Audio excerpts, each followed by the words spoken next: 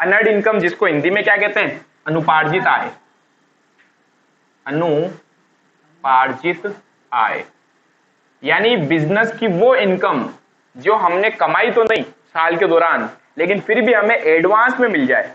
होता है कई बार ऐसा, जैसे हम क्लब की बात कर रहे हैं, सब्सक्रिप्शन क्या होता है हमारे लिए,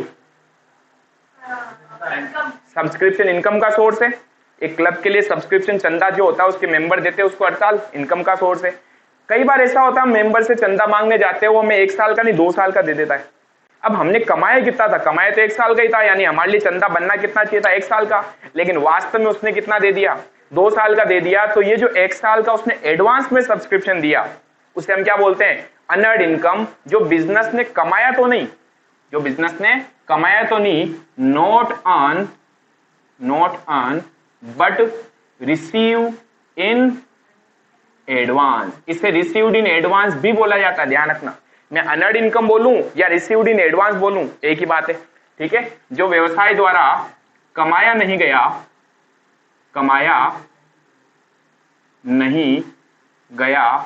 परंतु अग्रिम रूप से प्राप्त हो गया हो, अग्रिम रूप से प्राप्त हो गया हो। अब बताओ ये एसेट्स या लाइबिलिटी, क्योंकि किसी भी चीज में आपको सिर्फ ये चीज सोचनी है ये हमारी है तो हमारे लिए एसेट्स है, और जो चीज हमारी नहीं है हमारे पास पड़ी है लाइबिलिटी है। मैंने कमाया नहीं लेकिन मुझे पहले ही मिल गया, क्या मैंने कमाया था क्या, नो, ये अगले साल कमाऊंगा तो अगले साल मेरी इनकम होनी चाहिए, अभी मेरे लिए क्या बन गई है, लाइबिलिटी बन गई। तो ये बिजनेस के लिए क्या मानी जाती है, करंट लाइबिलिटी, चालू दायित्व, करंट लाइबिलिटी, ठीक है। क्या बोल सकते हैं इसको, चालू दायित्व। अब एग्जाम्पल भी अपन लेते हैं सब्सक्रिप्शन का। अच्छा एक बात बताओ, हमें इस बार जो सब्सक्रिप्शन मिला, जो अभी मैंने एक एग्जाम्पल दिया आपको कि मुझे किसी ने अगले साल का भी चंदा दे दिया, इस साल अगर मैं इनकम एक्सपेंडिचर बनाऊंगा तो क्या वो चंदा शामिल करते हुए लिखूंगा, तो क्या करना पड़ेगा, माइनस करना पड़ेगा। यानी एडवांस में अगर कोई चीज मिल गई जो अगले साल की है, इस साल की थोड़ी ना है, हटाना पड़ेगा।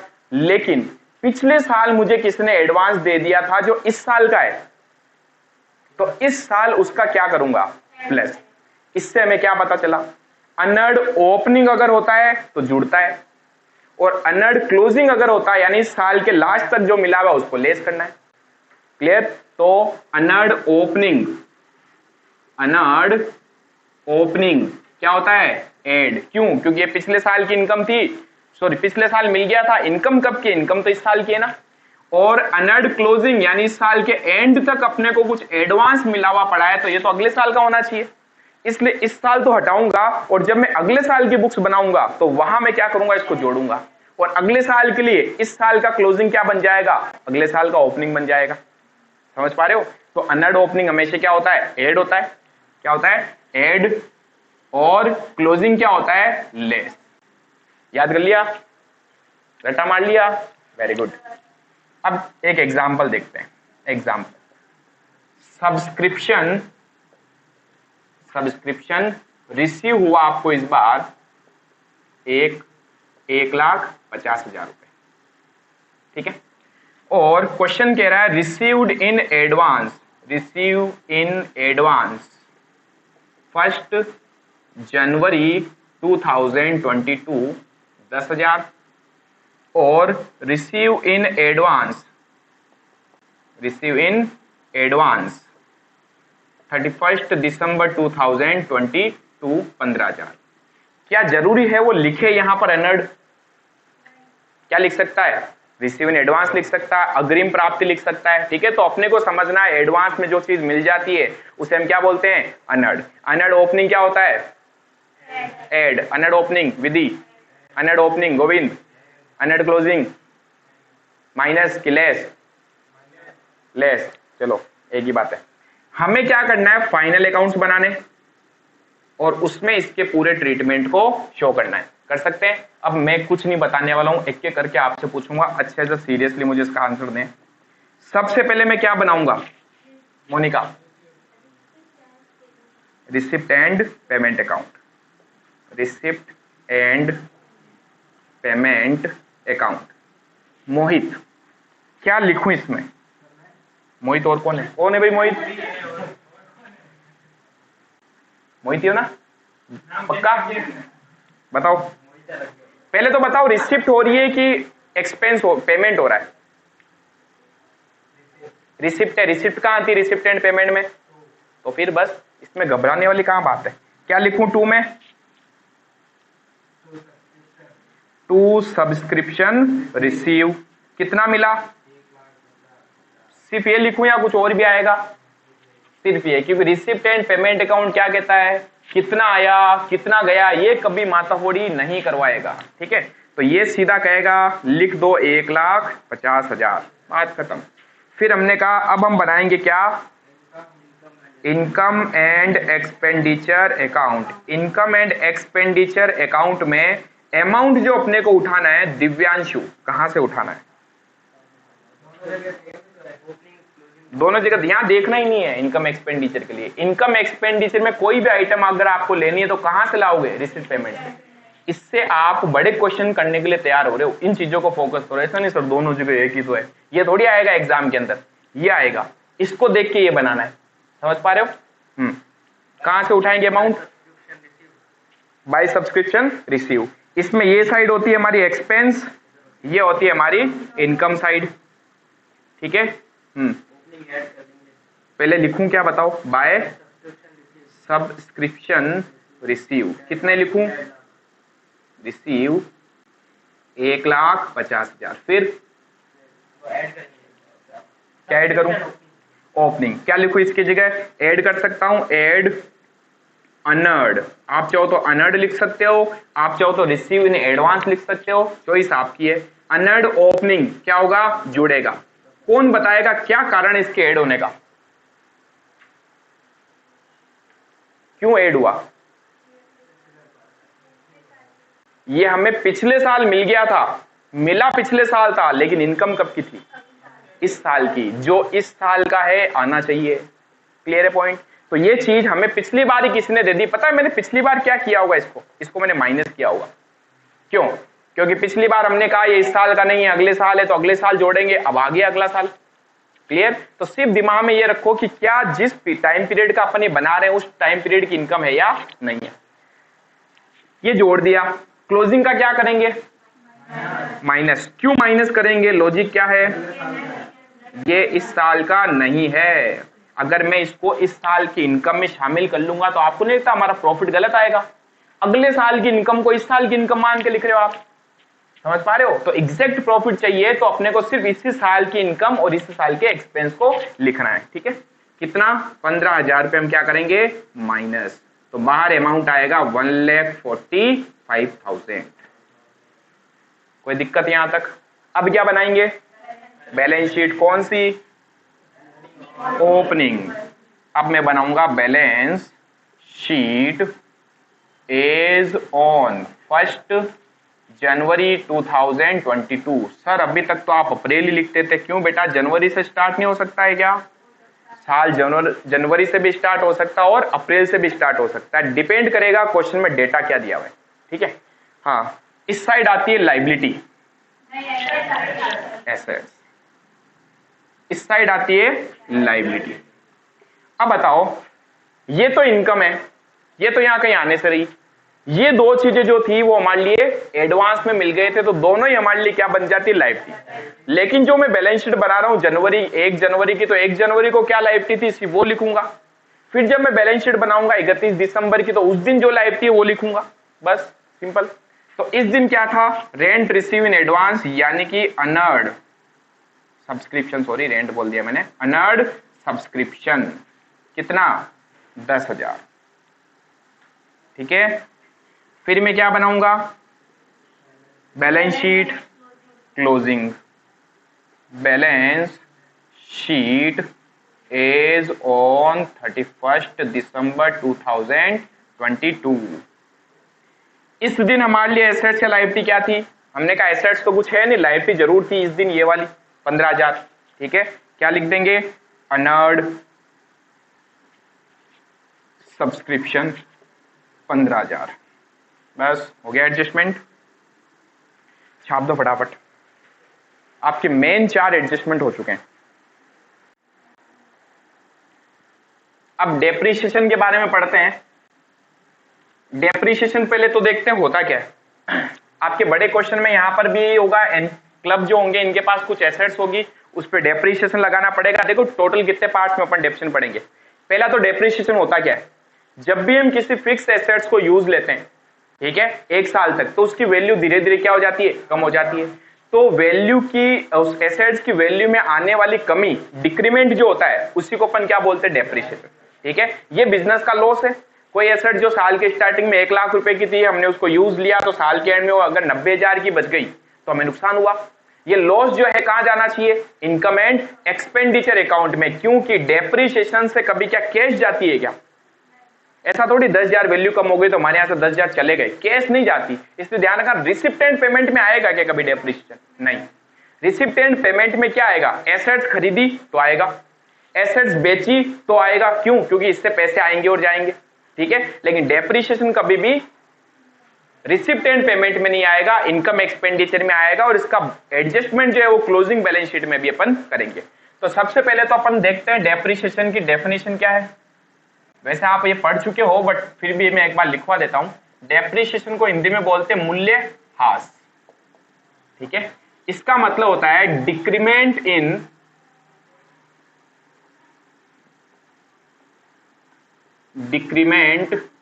इन वैल्यू ऑफ कौन सी एसेट्स पे लगता है डेप्रिसिएशन, फिक्स एसेट्स पे जो लॉन्ग टर्म तक हम यूज लेते हैं। ठीक है, स्थायी संपत्तियों के मूल्य में आई कमी, स्थायी संपत्ति के मूल्य में कमी जो होती है उसे हम क्या बोलते हैं, डेप्रिसिएशन। ठीक है, ये बिजनेस का लॉस माना जाता है। क्या माना जाता है, लॉस फॉर द बिजनेस। इसलिए इसे कहां लिखेंगे अपन, इनकम एंड एक्सपेंडिचर के अंदर। ठीक है, अब बात आती है, इसका एक एग्जांपल लेते हैं। इसको मैं ना टोटली 2 टाइप के क्वेश्चन में कराऊंगा। पहला क्वेश्चन तो बहुत ही बेसिक था कि अगर डेप्रिसिएशन लगाएंगे तो कहां कहां इसका इफेक्ट होगा।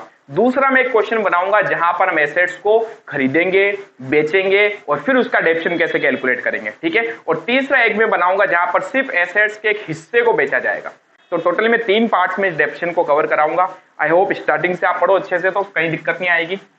फर्स्ट पॉइंट ए, वैसे 12th क्लास के अंदर अभी जो आपके क्वेश्चंस बने हुए ना, उसमें बहुत ही बेसिक सा इसका पॉइंट दिया हुआ है, बहुत ही बेसिक।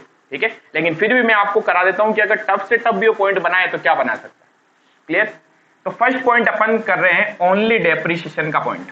ओनली डेप्रिसिएशन अगर अपने को चार्ज करना हो तो क्या होगा। ठीक है, 1 अप्रैल 2022 को हमारे पास मशीन पड़ी थी, एक मशीन 1 लाख की। तो ये पड़ी थी यानी हमारे पास बैलेंस पड़ा है, किस चीज का, मशीन का। यानी मैं यहां लिख दूं machine, balance of machine, balance of machine. Machine का बैलेंस है हमारे पास, 1 लाख रुपए की मशीन थी। इसी दिन हमारे पास फर्नीचर भी पड़ा था। भाई हम बिजनेस चला रहे हैं, साल के स्टार्टिंग में हमने नई बुक्स ओपन करी, नई बुक स्टार्ट करी, तो हमारे पास मशीन पड़ी थी 1 लाख की, फर्नीचर पड़ा था मेरे पास 50,000 का। और क्वेश्चन कह रहा है इन दोनों एसेट्स पे आपको लगाना है depreciation. Depreciation eight the rate of, अलग अलग बता रहा है डेप्रिसिएशन।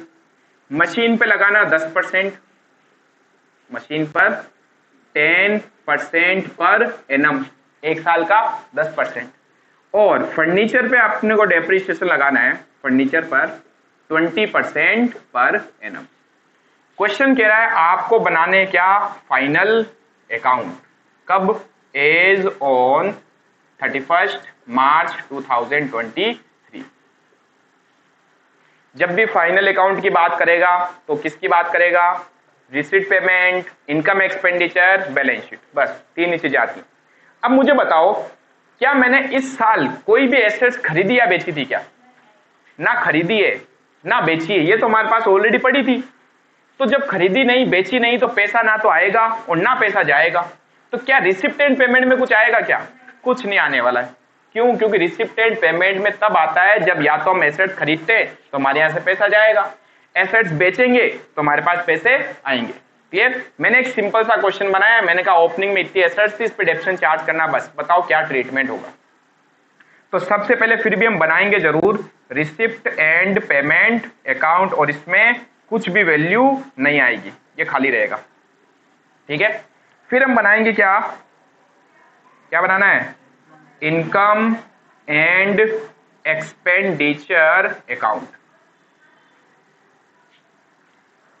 अब बताओ मुझे, क्या एसेट्स कभी, ये जो एसेट्स है ये कभी इनकम एक्सपेंडिचर में आती है क्या? नहीं आती। क्यों? क्योंकि पता कैपिटल आइटम है। एसेट्स क्या है? Capital item. याद करो हमने क्या पढ़ा था फर्स्ट डे, रेवेन्यू आइटम और कैपिटल आइटम। यहां सिर्फ रेवेन्यू आइटम आती है जिनका बेनिफिट एक साल के अंदर अंदर होता है। ये तो लॉन्ग टर्म एसेट्स है। लॉन्ग टर्म जो चीजें होती है वो कहां जाती है? बैलेंस शीट में। ये तो नहीं आएगी। लेकिन इन एसेट्स की वैल्यू जो कम हो रही है ये हमारे लिए नुकसान है, और ये नुकसान हर साल होता है। जो डेप्रिसिएशन है ये हर साल लगता है। हर साल एसेट्स यूज लेते हैं, हर साल उसकी वैल्यू कम होती है, तो डेप्रिसिएशन जो है हमारे बिजनेस का लॉस माना जाता है, हर साल होगा, इसलिए इसे इनकम एक्सपेंडिचर में लिखा जाएगा। किस साइड? एक्सपेंस साइड में। ठीक है, अब बात करते हैं क्या लिखें। डेप्रिसिएशन जब चार्ज करते क्या लिखते हैं? डेप्रिसिएशन। क्या लिखेंगे? To depreciation on. अब जिस चीज पे लगाना है उसके ऊपर लिख दो। एक तो मुझे लगाना है किसके ऊपर? मशीन पे। बताओ मशीन कितने की थी इस तारीख को? 1 लाख। मैं डेप्रिसिएशन चार्ज कर रहा हूं साल के एंड में, तो ध्यान रखना डेप्रिसिएशन हमेशा टाइम के हिसाब से लगता है। जितने टाइम एसेट्स यूज लोगे उतने टाइम का ही डेप्रिसिएशन लगेगा। 1 अप्रैल को मेरे पास एसेट्स थी, मैंने हमारी बुक्स बंद करी है 31 मार्च 2023 को, तो मैंने पूरे 12 महीने एसेट्स को यूज लिया। 10% जो डेप्रिसिएशन लगेगा पर एनम, यानी 1 साल का 10% है 12 महीने का। ठीक है, तो अब देखो कैसे कैलकुलेट करना है। 1 लाख का 10% ये 12 महीने का है, इंटू 12/12। सपोज करो अगर मैं आपको ये बोलता 1 जून को हमारे पास ये बैलेंस है और मैं बुक बंद कर रहा हूं 31 मार्च को, तो क्या 12 महीने का लगता? तो जून से लेके यहां तक कितने महीने यूज हो रहे हैं? 9 महीने। तो 9 महीने का डेप्रिसिएशन चार्ज होगा। समझ पा रहे हो? तो टाइम के हिसाब से डेप्रिसिएशन लगना चाहिए। जितने टाइम आप एसेट्स यूज लोगे उतने टाइम का डेप्रिसिएशन लगेगा। यहां मैंने इसको 12 महीने यूज लिया तो मैंने 12/12 लिखा। 10 महीने होता तो मैं 10/12 लिखता। 9 महीने होता तो मैं 9/12 लिखता। समझ पा रहे हो? चलो, 1 लाख का 10% 12 महीने का डेप्रिसिएशन कितना होता है? 10,000। फिर बात करें अगर फर्नीचर की, तो फर्नीचर जो था वो कितने का था? 50,000 का। क्या फर्नीचर पर भी 10% ही रेट है? उसकी रेट चेंज हो गई, इस पे 20% चार्ज करना है। इसका 20% इंटू कितने महीने का? ये भी पूरे 12 महीने का। कौन सी ऐसी कंडीशन होती है जब डेप्रिसिएशन 12 महीने से कम लग सकता है? सिर्फ 2 केस ऐसे होते हैं। कौन बताएगा कौन कौन से? 2 केस ऐसे होते हैं जहां डेप्रिसिएशन 12 महीने से कम भी हो सकता है। सिर्फ 2 केस। पहला केस, अगर आप साल के बीच में कभी एसेट्स खरीदते हो। अगर मैं साल के बीच में खरीदूंगा तो क्या जरूरी है क्या कि 1 अप्रैल को ही मैंने खरीद ली? अब एसेट्स मैंने खरीदी नवंबर में है, दिसंबर में है, तो नवंबर दिसंबर से लेके यहां तक डेप्रिसिएशन चार्ज करूंगा तो 3 या 4 महीने का लगेगा। तो कौन सी कंडीशन होती है? पहली तो अगर मैं साल के बीच में कभी एसेट्स खरीदता हूं, और दूसरी अगर मैं साल के बीच में कभी एसेट्स बेच देता हूं। 1 अप्रैल को पड़ी थी, मैंने 31 अगस्त को एसेट्स बेच दी, तो क्या पूरे साल यूज लिया मैंने उसको? नहीं। मोहित किधर? तो क्या मैंने उस एसेट्स को पूरे साल यूज लिया? नहीं। जितने टाइम यूज लूंगा उतने टाइम का ही डेप्रिसिएशन लगेगा।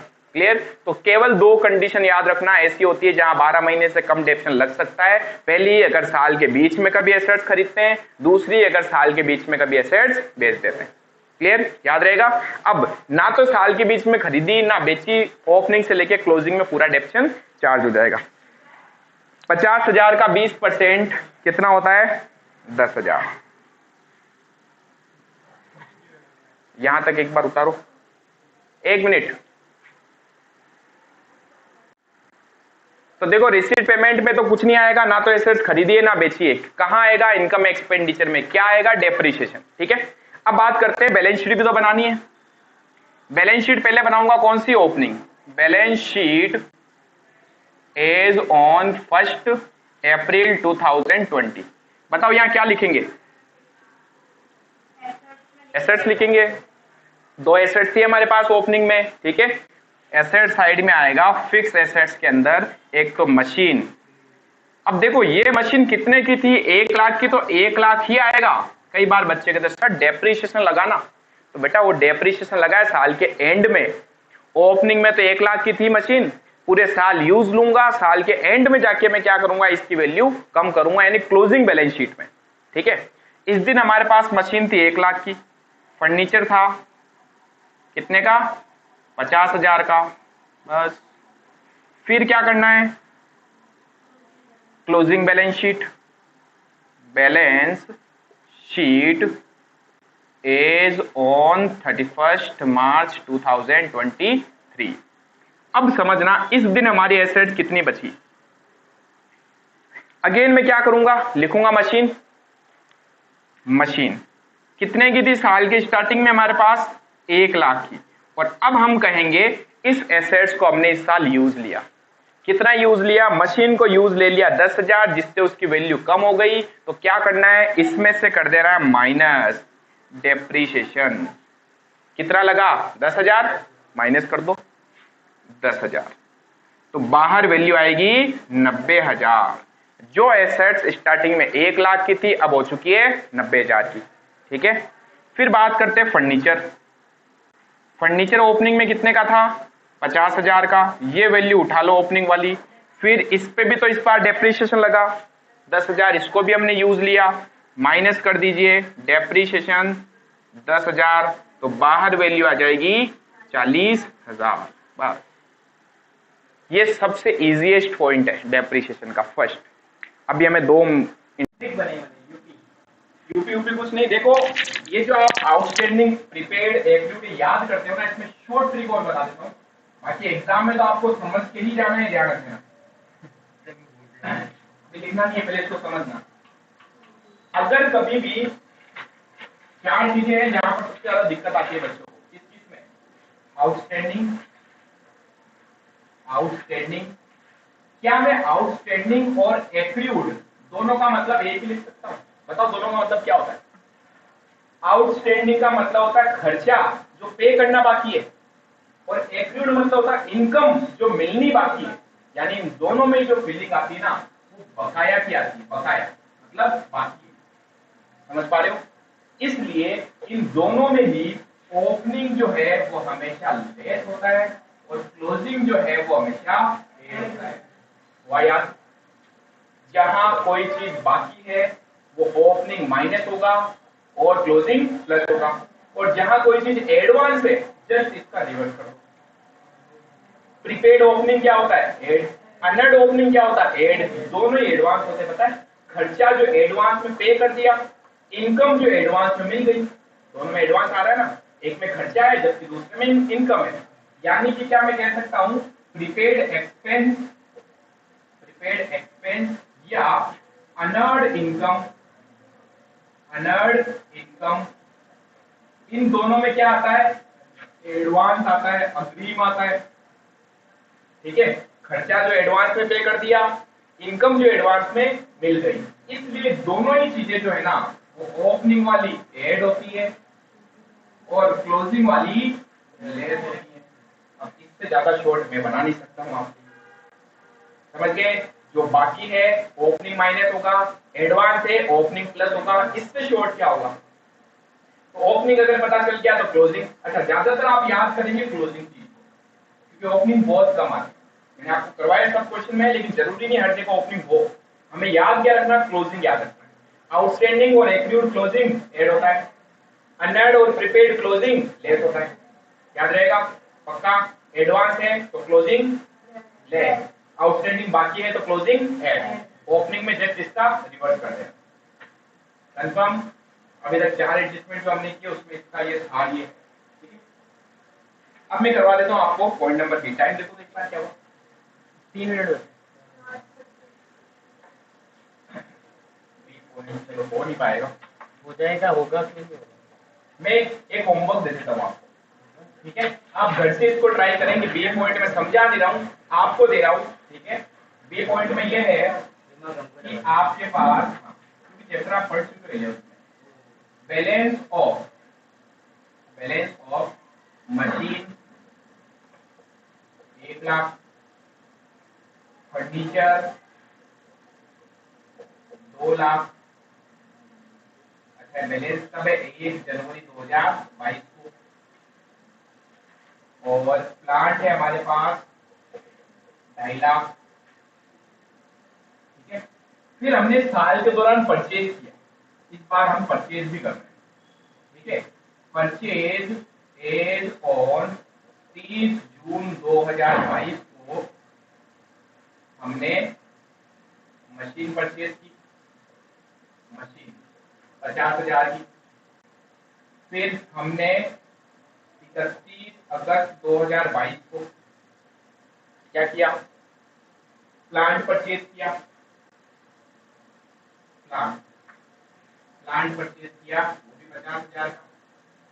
फिर हमने 31 जनवरी 2000 31 दिसंबर 2022 को फर्नीचर परचेज किया, फर्नीचर 2 लाख। नया पॉइंट क्या है इस क्वेश्चन में? यही है, अगर खरीदोगे तो क्या होगा? तो इस पे भी तो डेप्रिसिएशन लगेगा, इन पे तो लगेगा ही लगेगा, इस पे और डेप्रिसिएशन लगेगा, दोनों का जोड़ के आपको डेप्रिसिएशन निकालना पड़ेगा। ठीक है, क्वेश्चन कह रहा है डेप्रिसिएशन चार्ज करना अपने को, डेप्रिसिएशन एज ऑन 31 दिसंबर 2022। इस दिन हमें डेप्रिसिएशन चार्ज करना है at the rate of machine पर at the rate of 5% per annum. Per annum मतलब होता है वार्षिक। ठीक है, प्रति वर्ष। फर्नीचर पर at the rate of 10% per annum. और प्लांट के ऊपर आपको डेप्रिसिएशन चार्ज करना है 8% पर एनम। ये क्वेश्चन घर से ट्राई करके लाना, अगर ये हो गया तो लगभग हमारा बी पॉइंट भी हो जाएगा, फिर मुझे बस सी पॉइंट कराना रहेगा। इसमें है क्या? है क्या इसमें? करके बताना।